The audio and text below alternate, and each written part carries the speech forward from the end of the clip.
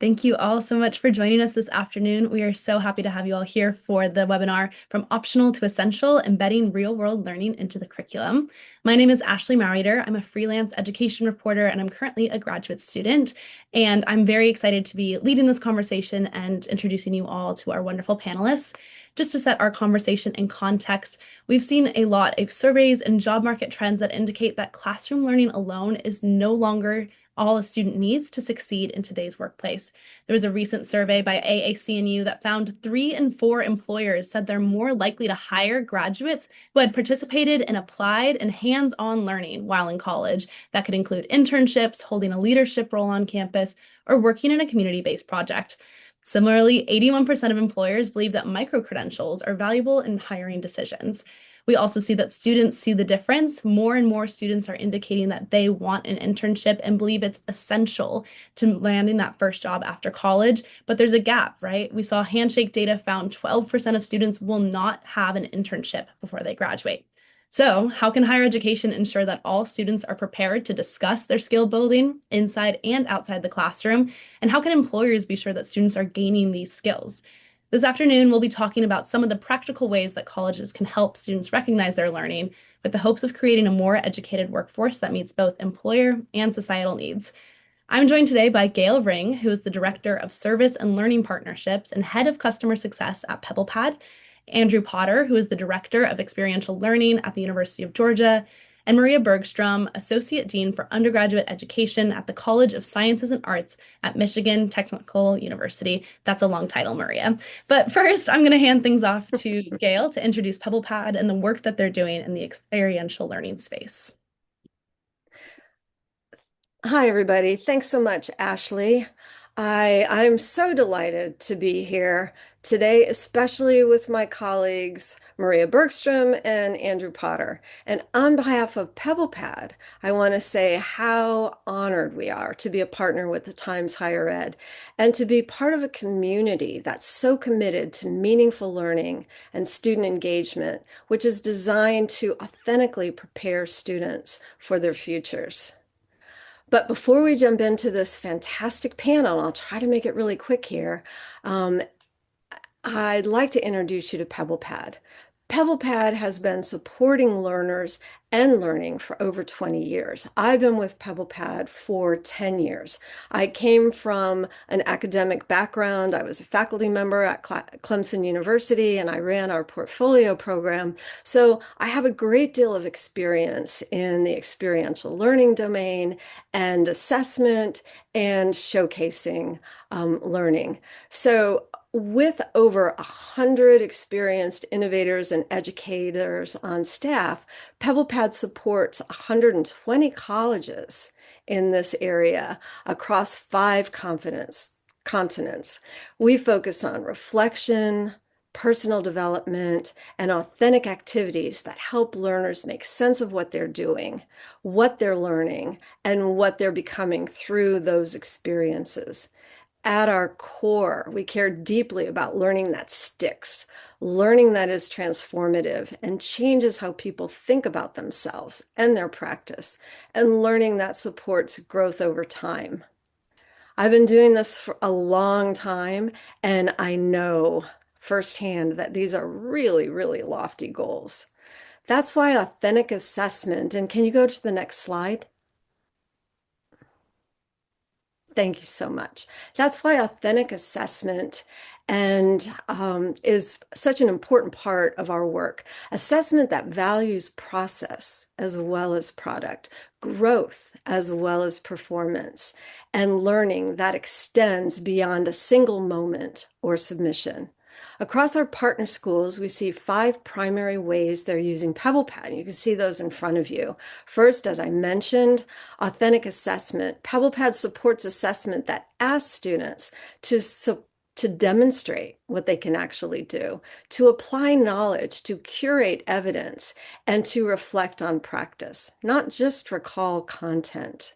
Second, flexible learning design enables educators through guided templates and workbooks to truly act as that guide on the side. Supporting students' belonging, well-being, and success is also, as we all know, very important. When learners are invited to reflect on and to demonstrate their growth, tell their story, they develop a stronger sense of ownership and identity as a learner. That reflection builds confidence, confidence in their knowledge and confidence in their skills and confidence in their ability to continue on their learning journey, which, of course, as we know, drives persistence and success and helping students becoming employable and future ready. We often hear that graduates lack skills, but more often than not, it's a skills gap. It's not a skills gap. It's an articulation of skills gap. When learners are encouraged to connect theory to practice, to evidence their learning in meaningful ways, and make connections across these experiences, they begin to put a language around experiences that might otherwise remain unspoken. And lastly, professional identity and capability. Over time, students don't just complete tasks, they begin to see themselves as emerging professionals, developing habits of mind that support the kind of career readiness and professional self-awareness that helps them translate their experiences into skills that matter in the world of work. Can we go to the next slide? I like to think of PebblePad as a developmental tool, a tool that evolves alongside the learner. It supports novice learners through guided templates and structured workbooks designed to scaffold their understanding and help them make sense of their learning. As confidence and capability grow, the scaffolding can be removed, allowing learners to move beyond the training wheels and fully engage with our creative set of tools that include portfolios, blogs, activity logs, and more. So let's go to the next slide and see how this developmental cycle unfolds in practice. At the guided end of the spectrum, as I said, are templates and workbooks. PebblePad includes a range of built-in templates, such as the ones you see here, that contain prompts that support activities such as reflection, experiential learning, demonstrating capability, or logging meetings even with their advisors. These templates function as structured single-page frameworks, while next slide, workbooks, such as the one you see here, extend this support across multiple pages. They provide prompts that encourage users to add their own content, transforming each activity into a personalized asset that captures and evidences their learning. So to illustrate this action, next slide, please, let's look at an example from one of our partner institutions, the University of Waterloo. I love this example. It's a multi-page workbook where students demonstrate their internship experiences. They complete and evidence required certification, they identify goals, and to me, next slide, most powerfully, and click again, please. They encourage students to embrace their failures. In fact, they call them magnificent failures. I was at a student panel a couple weeks ago, and when asked what experiential learning, what benefits experiential learning had for students, one student replied, "It taught me to embrace failure. It taught me that I learn through failure." How amazing is that? We couldn't ask for more from our students. Next slide, please. So at the end, let's skip this one and go to the beautiful portfolio on the next screen. Oops, next one.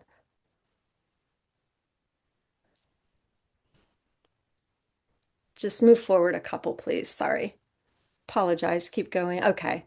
So what you're seeing here is the other end of that developmental spectrum. When you've taken the training wheels off, when students are ready and able to tell their story. It doesn't matter what their story is. Their story might be this personal story about moments with an owl, or go to the next slide, please, or a logging of experiential learning. This is a faculty member at Langara College who created her own workbook and her own portfolio that really talked about her experiences with in that experiential learning domain as she was working with her students. So what you can see here is the variety of differences in these portfolios. It depends on audience, it depends on story, it depends on so many things. So what we try to do is help students,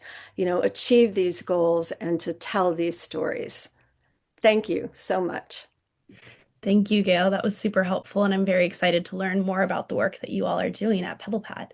I wanted to kick things to Andrew first for our conversation, just to ground sort of this need for skill articulation, like Gail mentioned.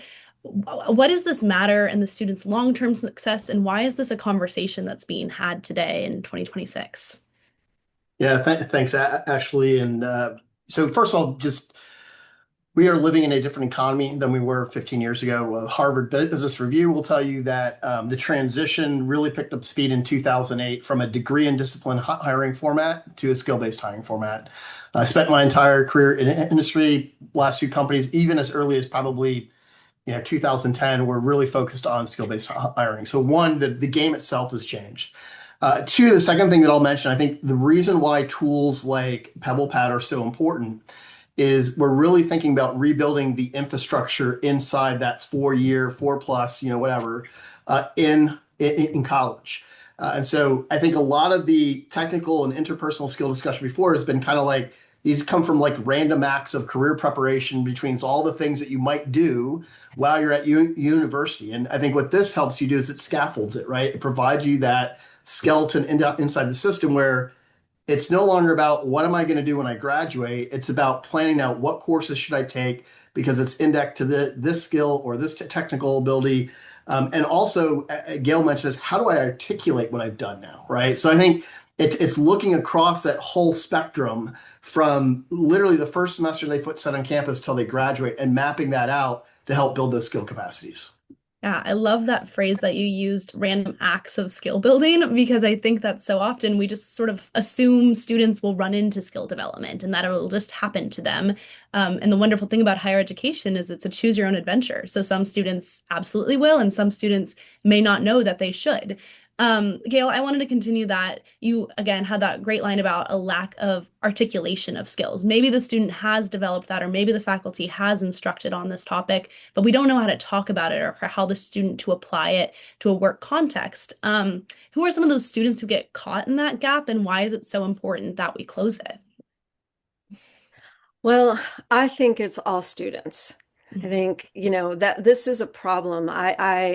One of my first experiences doing an exit interview with a student, I asked them, what you gained from 4 years at Clemson? Tell me what you learned. And it was a deer in headlights moment. Like, uh, and then I kept asking this question over and over of students. The number one answer, survey says, was time management.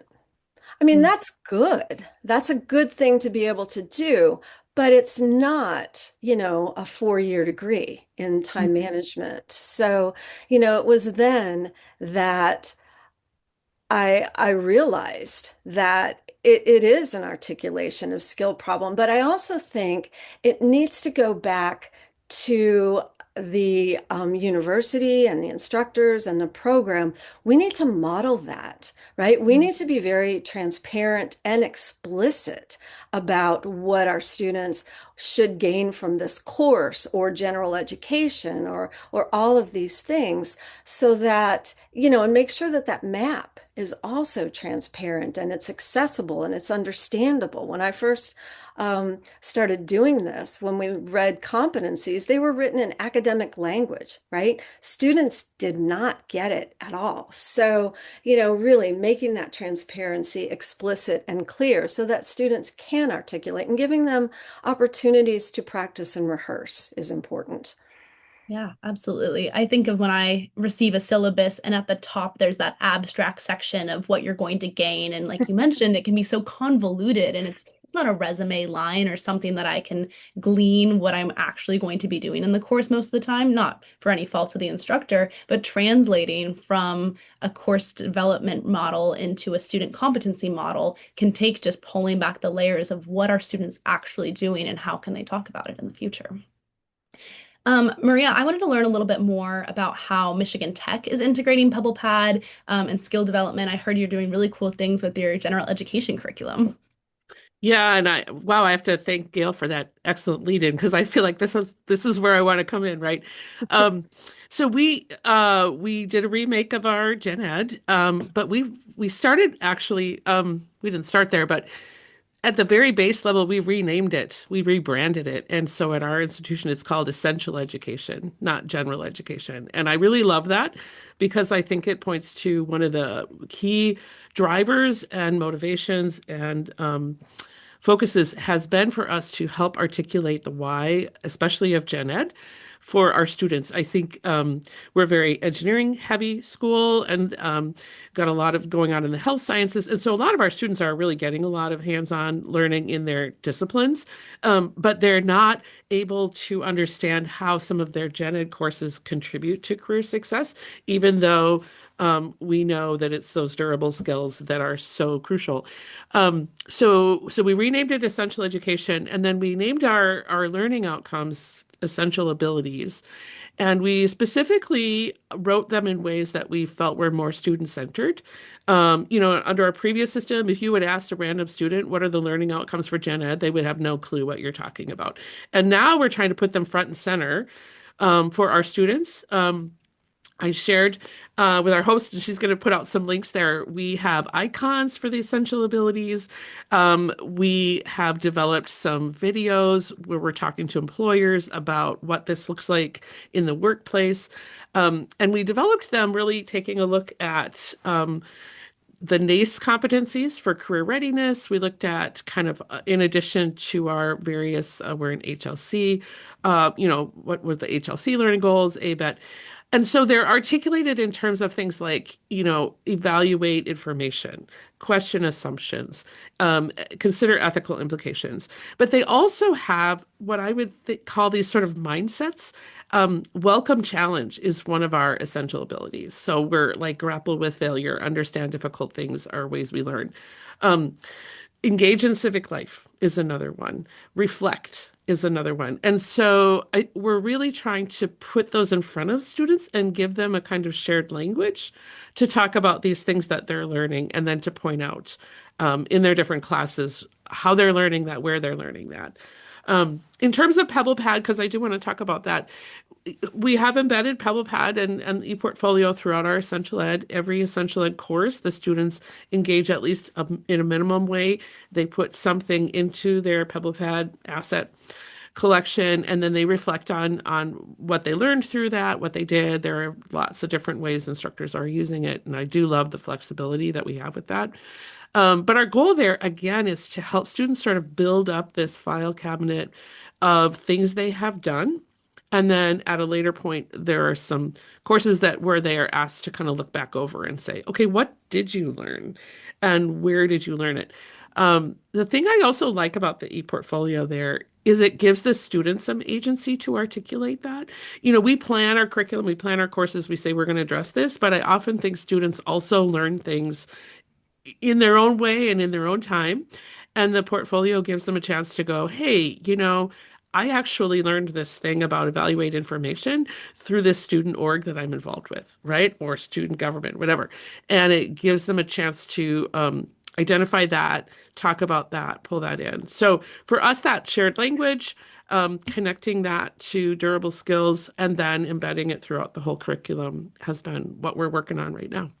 Yeah, that's wonderful. And it was interesting to hear about where you all developed your durable skills from because everybody has their own definition of what those look like. Actually, Andrew, I wanted to pick your brain a little bit about like when you think about what a durable skill is or a human skill or however you want to categorize that. Can we just define some terms of like what are those and why are employers looking for those in addition to the technical skills? Yes, I think from a starting point, we're looking at a lot of the research. One of the key things we look at is the World Economic Forum Jobs Report, which typically comes out each January. They'll have their top 15 skills, right? It gives you a sense on at least what's emerging. It also gives you a sense on the language, right? At the University of Georgia, we've used sources like that to basically define a set of six competencies, all right, that are then tagged to courses. And so students, when they're selecting courses, it's not just simple, well, I need, business 4000, all right? There could be four or five choices. Well, this one will help me develop this skill better. This one will help me develop that skill better, right? I think we're looking at the research on one hand, but then secondarily, trying to bring that higher ed bubble and then the industry bubble closer together. So lots of engagement back and forth of getting, whether it's project-based learning, capstones, vertically integrated projects, lots of things like that where you actually have industry and higher ed running together in terms of developing the talent. Yeah, absolutely.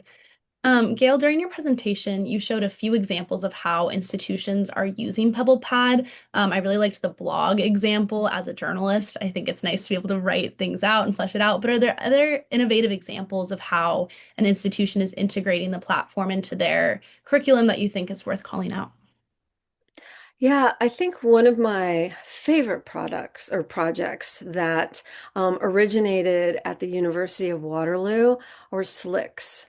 And this stands for Student-Led Individually Created Courses. Because what I'm hearing from Andrew and what I'm hearing from Maria and even you in your opening, Ashley, is that our students need to be able to demonstrate, be able to show and take ownership of what they know and how they know it. And then that leads into that ability to articulate. So at the at the University of Edinburgh, and it's been adopted and adapted by the University of Waterloo, students create their own courses, right? There's a shell, there's a course shell, and there's a loosely developed set of learning outcomes that they have to attend to. But then it's up to them to flush out what are they going to do? How are they going to do that? What do they expect to learn? What are the learning outcomes? What does the assessment look like? And they do that not alone standing on an island, but they do that in collaboration, in co-ownership with their instructor.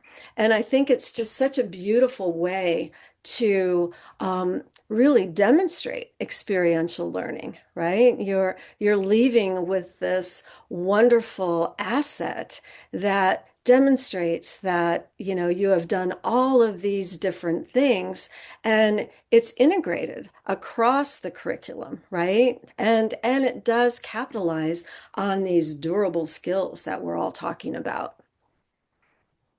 That's wonderful. And you love to see innovation like that, where a student can pull from different areas that they might be interested in, or that might drive them to a very specific career that's maybe not built out in the curriculum, but allows them to really flourish and still gain all that experience.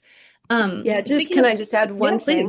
please. One student said that, engaging in a slick and taking on this, kind of difficult, daunting project helped, I don't know if it was a male or female, but helped them understand that they can do hard things. Mm. And, what's on the other side of that is just this amazing, learning goal. So. Yeah, I love that, especially because socioeconomic or socio-emotional development is so important too in the student life cycle and in their career and later on. It's great to just have that skill building as well. Um, I wanted to talk a little bit more, Andrew, about sort of this connection between employer and institution when it comes to understanding the needs and making sure that we are being aligned. I hear a lot about jobs of the future and that AI is going to create so many new or different jobs. It's really hard to prepare students for one career or one career path. Where do you think the role of employer can come in, both as an advisor, but also as somebody to help ensure that students are prepared for whatever may come their way? Yeah, I think one of the key things to think about is employers are actually living in the midst of disruption. Mhm. I think you brought up a great example of AI. Well, think about ChatGPT. I mean, they've had 28 versions since ChatGPT launched in the fall of 2022, right? I mean, you've got a churn there of almost a new version every 3 months. The big release just this past November of GPT 5.1 is already in legacy support, right? Because it's been replaced by 5.2, 5.3, 5.4, and this is in a matter of 3 months. And so I think from the one hand, the insight that employers have is I think they're a little bit closer to the disruption. They're a little bit closer to understanding where those skills need to pivot. But when you think about from the higher ed side, how long it takes to change curriculum to go through university council, right? It's a little bit slower. And I think, as I mentioned before, getting those two folks working together is really, really important. So I think there's lots of ways we've seen it done here at the University of Georgia. Some of our colleges have what they have called consortiums. So there will be 25 companies for that year who are a consortium for that college or that department.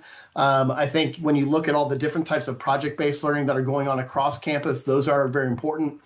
We established, I think it was 3 years ago now, what's called the Office of Business Engagement. And their sole purpose is to be the front door to the university for engagement with industry. And so I think what you're seeing, and this is not just a UGA thing, I think you're seeing this across the country. There's a greater understanding that these two really critical groups of higher education and industry have to be working much, much more closer together because the disruption is so fast.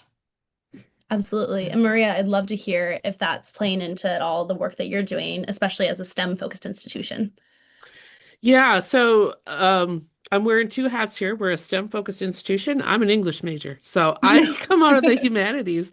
Um, but so I think it's twofold, and I think this is the beauty of it. I firmly believe that some of the core things we have always done at the university are going to continue to be so important, right? And I often tell my students, so I'm a dinosaur. I was in college in the late 80s, right? Barely had a computer. And so I was not trained to do all of the things that I'm doing now in my undergraduate degree. But what did I learn? I learned how to learn. I learned how to collaborate. I learned how to think critically about information that I was getting, right? I learned how to solve problems and then how to apply those things. So this idea of transfer, I think, is super important because things are changing so quickly. Yes, our curriculum needs to be responsive, but we're never going to be fast enough. Right. But what we can do is we can train students to themselves be prepared for adapting and changing and that kind of thing. Um, I do think that those partnerships though with employers are really important. We just see a lot of that in our engineering programs, in our other programs as well. I would throw the other thing that we're doing. So we've always had a lot of experiential ed going on. Like I said, a lot of our someone had asked about internships. A lot of our students are already doing internships and really active there. But we in our essential ed curriculum have added a course category that we call essential ed experiences. And this is a course with a core project that is engaged with the community in some way. It could be the campus community, could be the local community, could be the global community. Some of these are faculty-led study abroad. Some of them are projects. There's a social sciences faculty who works in policy, and he's running a policy lab, and they're meeting with a local group of, economic development folks and trying to think through together policy. So I would say employers, businesses, but also like we're having incredible conversations with our nonprofits, our local governments, these spaces where there are really interesting ways that students can get exposed to some of the problems they're working on and learn some of these skills.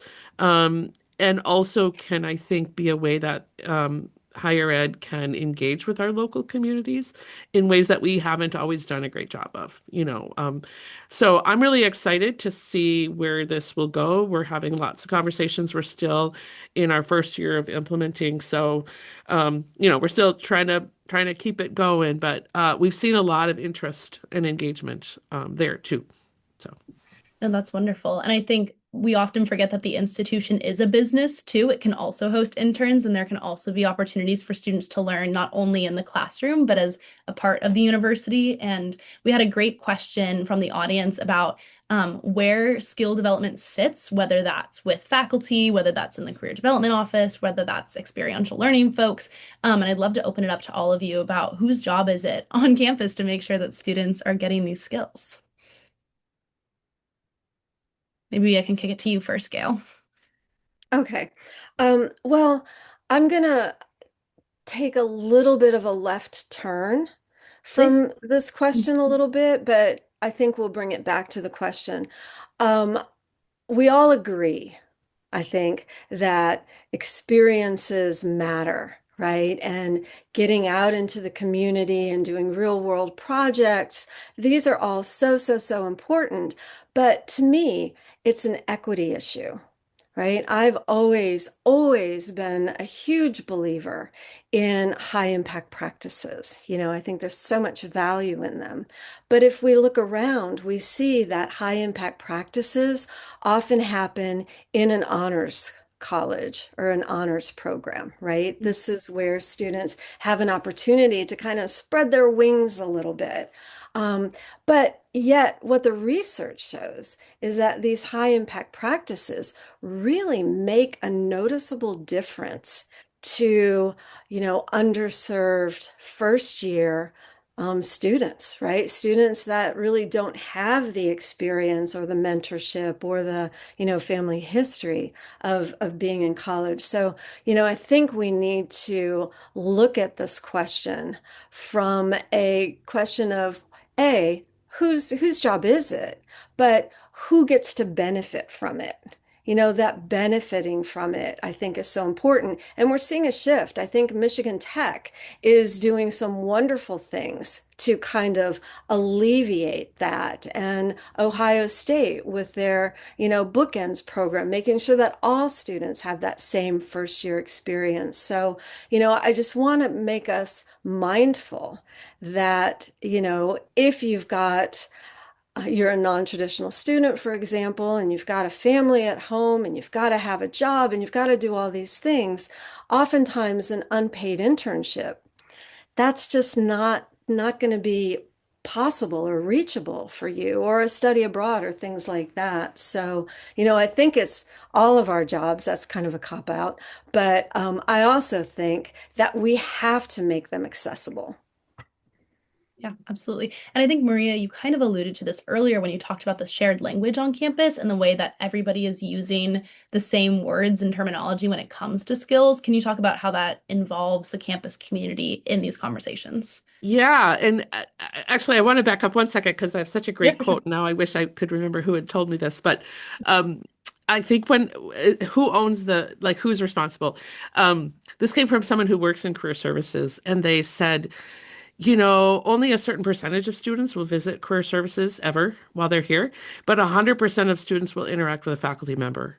And so, how can we help faculty understand ways that they can support kind of career readiness in the classroom? And again, like not overriding the other learning goals that they have and the things that they're doing, but kind of make it more visible. And I love this. Our Career Center has a staff member whose job it is to work with faculty and academic units and kind of think about how can we integrate this. So I love that.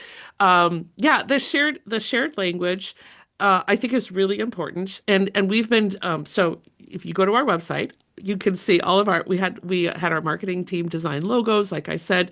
We've had stickers, we've had pins, we've had fun stuff like that. We've made those logos downloadable so our faculty can pull them in. Like, hey, I'm doing this assignment and it addresses this essential ability, or it addresses this.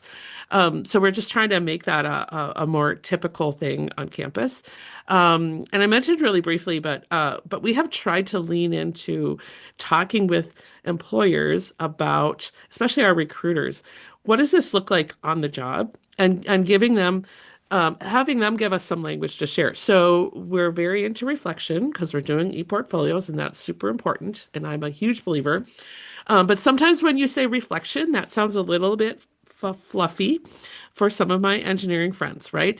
But then you start talking about a SWOT analysis, or a design, right? Or a failure analysis. Or if you go to that YouTube channel, there's a couple of them, one on, how do we talk about reflection in the workplace and what is it called? And here you have these people who are engineers, right? And they're saying, oh, yeah, we always have to look back at what we did in that project and say what we learned from that and use that when we go forward.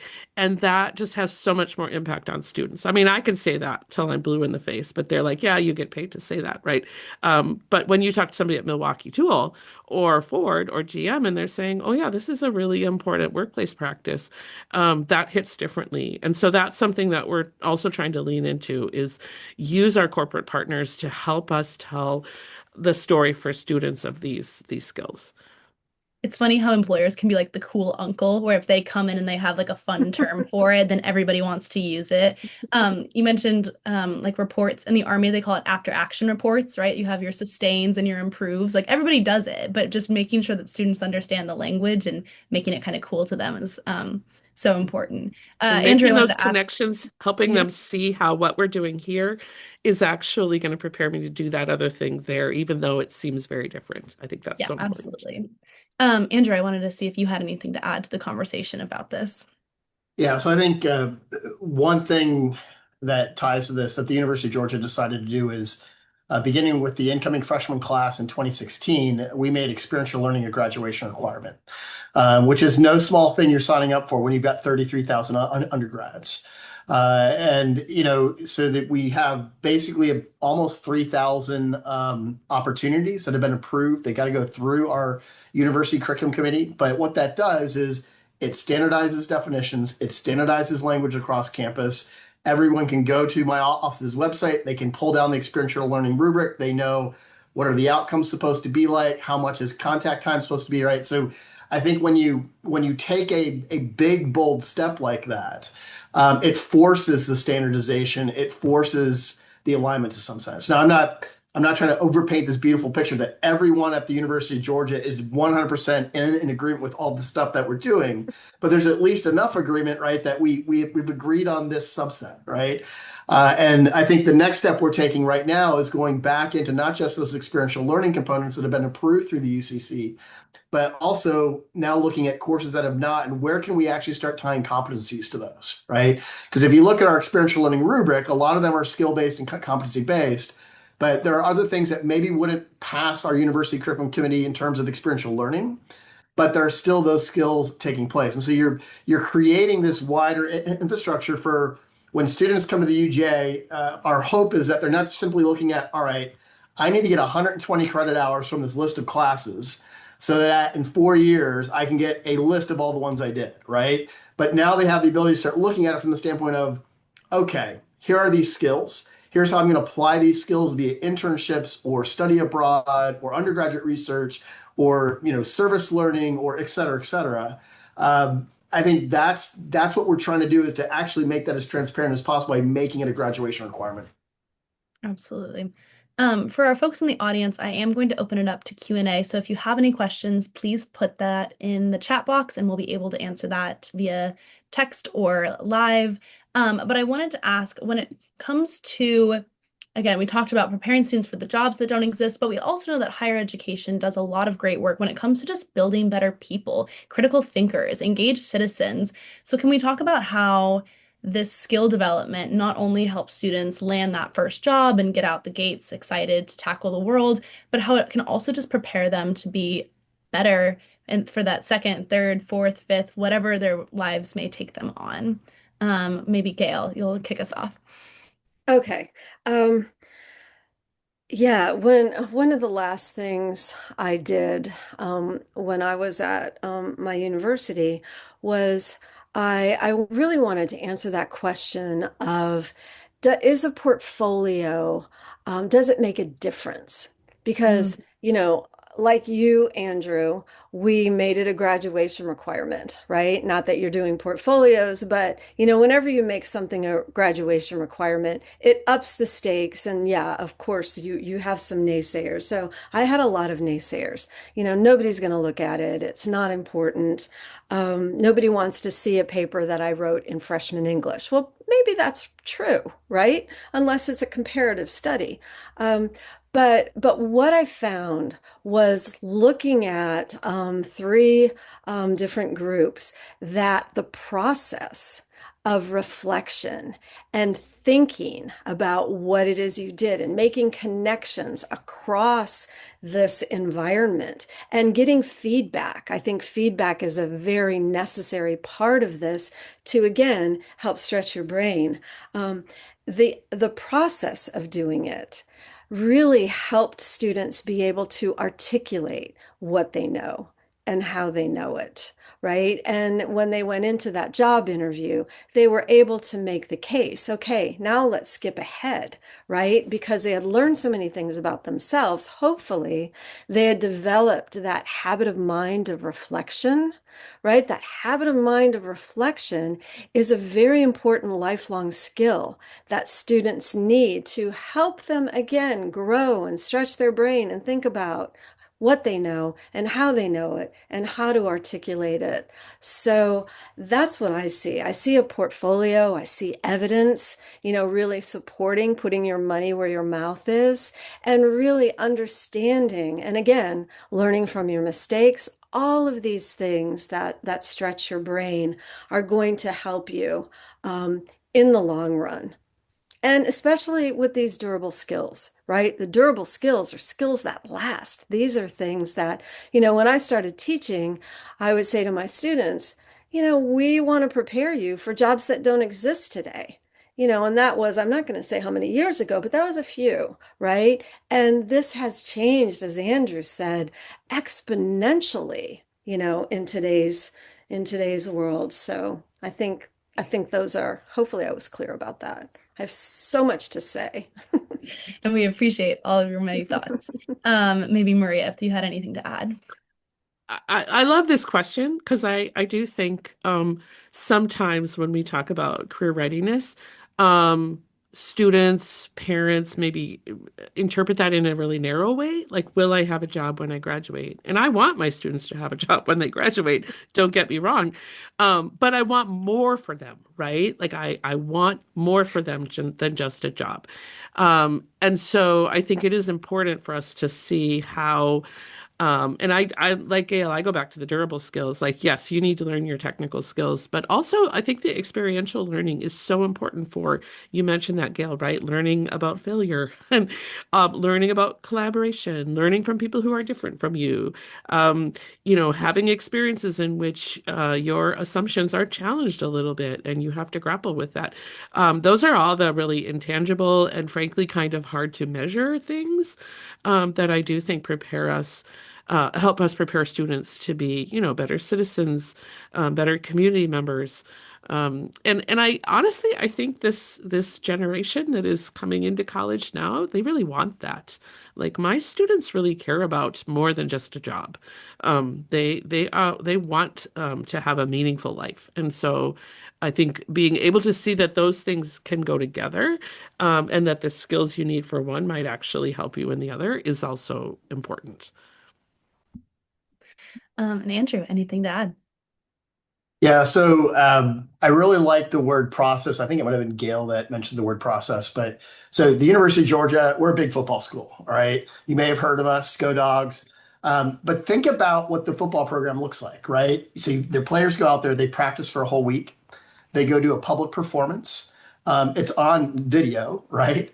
They meet with the coaches, they reflect on that, they make adjustments, they go back out to the practice field the very next week, and they do this all season long, right? And I think that process, that cadence is in many ways what we're trying to replicate with experiential learning at the University of Georgia. I'll give you one specific example. I run our Student Industry Fellows program. This is an executive development program out of our innovation district here at the university. And every 8 weeks, we have a team of 4 students who are placed with a new company. And so every 8 weeks, we're based on the human-centered design process. So they're working on empathy skills, problem definition skills, right?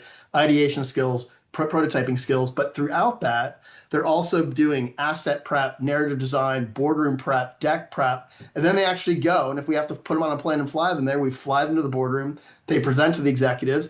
And then they do it all over again. And then at the end of that semester, performance evaluation, right? I mean, so I think when we think about, sports in many ways, has kind of figured it out, right? And there's a lot of ways we can bring that into the classroom as well. And so I think when we think about that process, I think that process is key.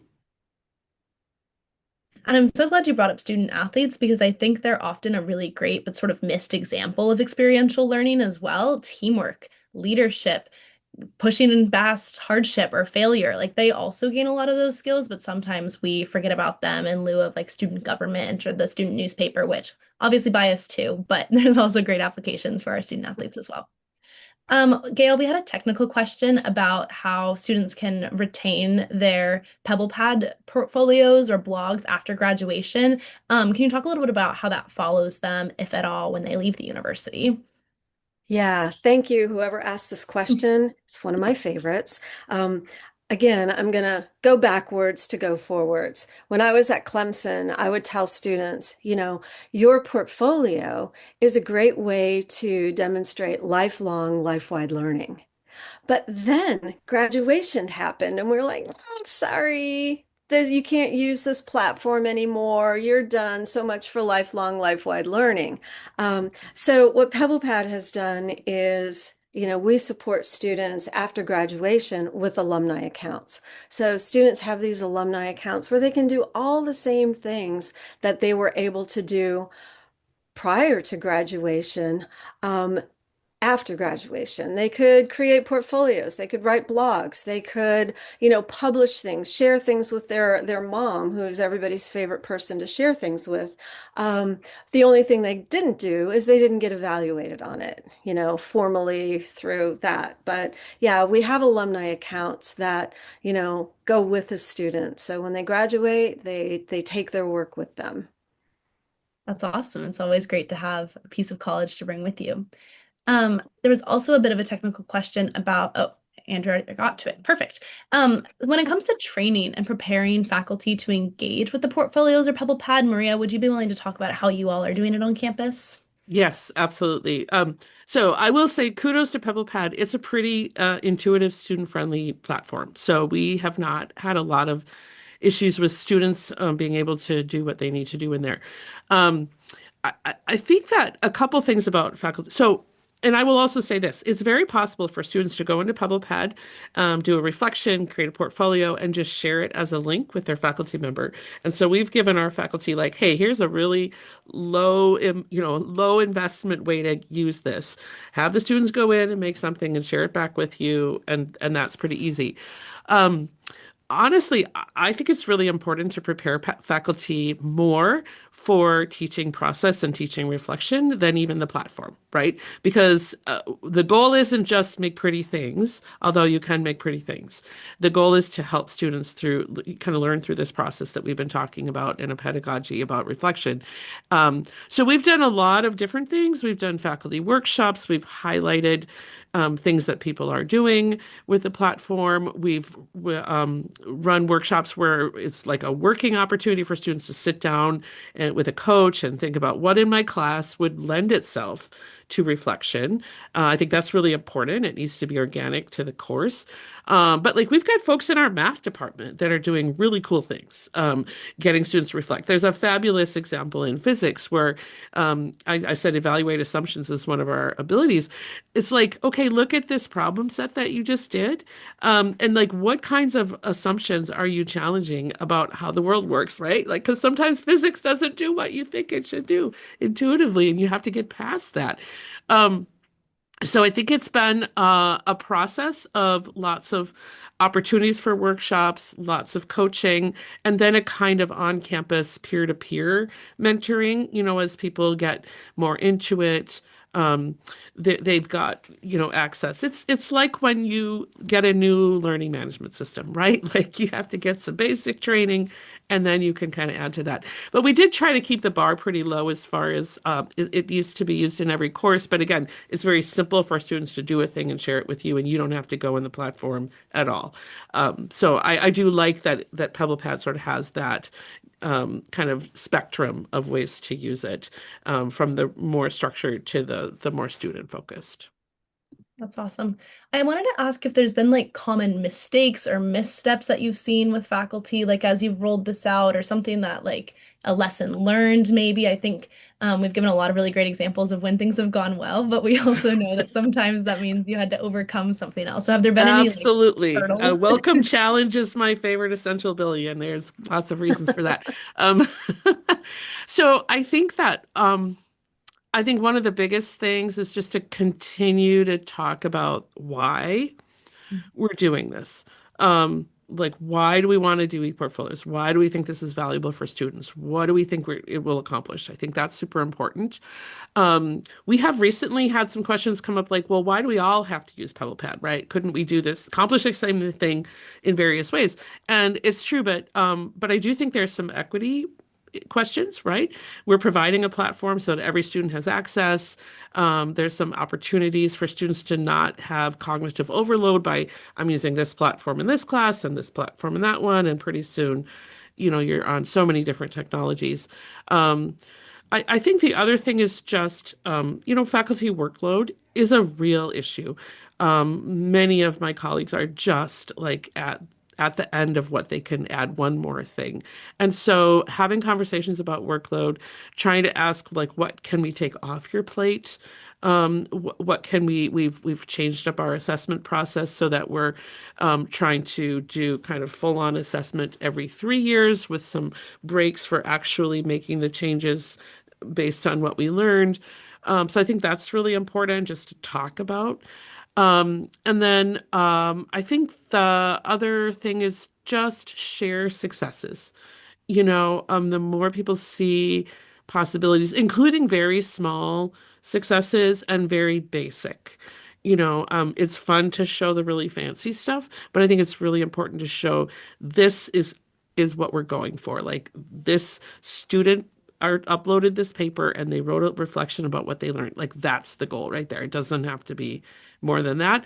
I think has been important for us. So, I mean, we're still in the middle of it. So you can ask me next year how we're doing. Right. Constantly iterating and learning, That's right? right. We had one question about how and at what point to assess real world learning. And I was wondering, Andrew, from like an industry perspective, we can see that business and companies might change their processes, or we might need students who are doing and learning new things. So when it comes to finding out, like, is there a right time for a student to learn something or reach a benchmark, or that partnership between curriculum and industry needs? What are your thoughts as somebody who's been sort of straddling both sides of the equation? Yeah, so both in industry, and we brought the same developmental program from industry here to UGA as well. It's less about benchmark and it's more about maturity levels.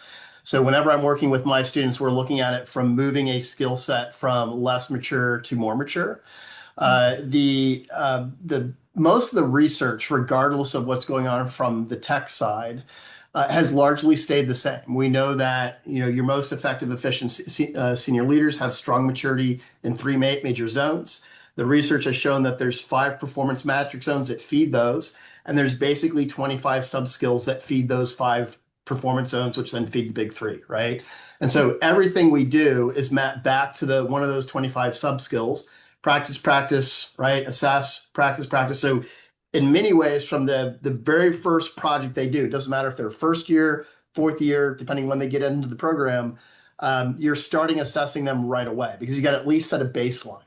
We also use some third-party assessment tools to set the baseline. So those who maybe spend some time in industry, you might be familiar with a DISC assessment or an HPDI assessment. So we start the students in there. So we have a base plan on both from their behavior thinking, from their behavior styles, and then their preferred thinking styles, both in normal times and beneath stress. So that gives us another way to build. So, those cost money, all right, but those are additional ways that you build the skill insight. But yeah, I think the assessment is constant because you're trying to move those skills literally semester by semester from less mature to more mature.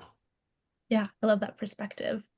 We also had a question about data, and I'm a huge data nerd. So, Gail, I was wondering if you could talk about some of the data that PebblePad collects and the ways that different educators or stakeholders can use that. And even if it like connects to the CMS or other places where you can track student progress along the way. Absolutely. This is an important question. I too am a data nerd, and in my early days of portfolio development, I would have these conversations. Oh no, we don't want to assess portfolios. We don't want to look at the evidence. I'm like, why not? You have this amazing wealth of actually what your students are doing. That's so important. And we have there are different parts of PebblePad. There's the personal learning space. And I think what's important to point out here is that everything that happens in that personal learning space is private. No one can see it. No one can reach in and say, oh, let me look at this asset from Gail or things like that. The student or the learner, who the owner, has to make that decision that, yes, I'm going to share that, right? I can either share it like they're doing at Michigan Tech. They're sharing a link to that, piece of evidence, or they can share it to the other side of PebblePad, which is called Atlas, which is our active teaching and learning and assessment space, right? So this is where the magic happens, right? Students upload their portfolios, they get feedback on their portfolios. The university then retains these portfolios or these workbooks or these templates or whatever it is student shares.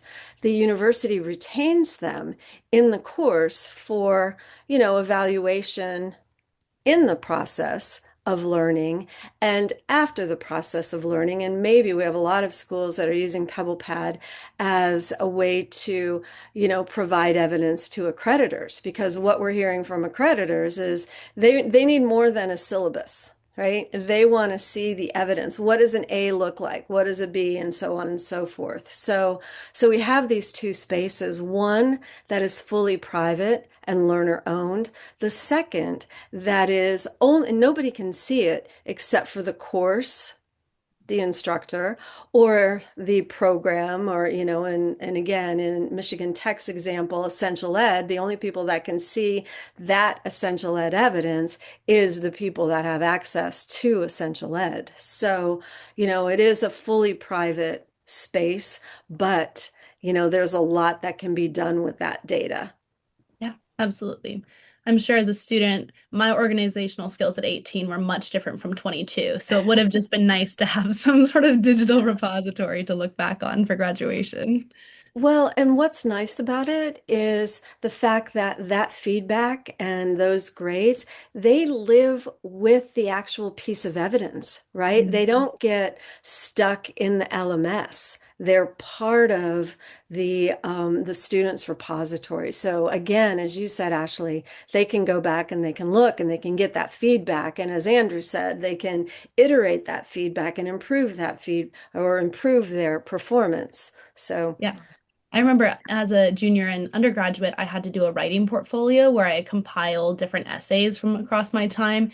And we were given the option to revise our essays. So this would have been perfect. If I had PebblePad, I would have seen all the feedback. Maybe I would have been more open to it as a junior than a freshman, would have revised it and sent off a much better writing portfolio. But there's lots of different applications. And that's not even, for my own experiential learning. It's just something I had to do anyways. So.